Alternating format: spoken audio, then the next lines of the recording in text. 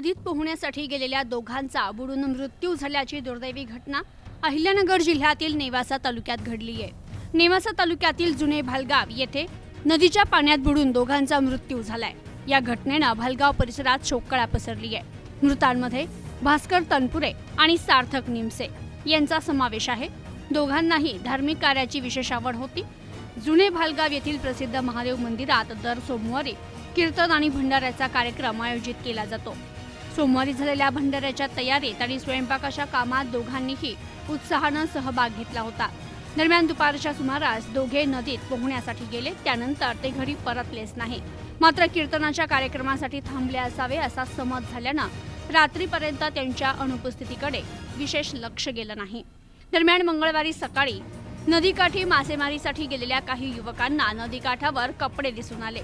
संशय आल्याने त्यांनी परिसरात शोध घेतला असता नदीपात्रात दोघांचेही मृतदेह पाण्यावर तरंगताना आढळले। अंदाजे 16 ते 18 तासांनंतर हे मृतदेह सापडल्याची माहिती ग्रामस्थांनी दिली। घटनेची माहिती मिळताच शिवशंभू ॲम्ब्युलन्स सर्व्हिसचे चालक अनिल मोरे यांनी तात्काळ घटना ठिकाणी धाव घेत दोन्ही मृतदेह ग्रामीण रुग्णालय नेवासा फाटा येथे हलवले। वैद्यकीय अधिकाऱ्यांनी तपासणीअंती त्यांना मृत घोषित केलं। दोन्ही मृतदेहांचं शवविच्छेदन नेवासा ग्रामीण रुग्णालयात करण्यात आलं असून पुढील तपास सुरू आहे। Bureau report, news today 24, Nevasa, Ahilyanagar.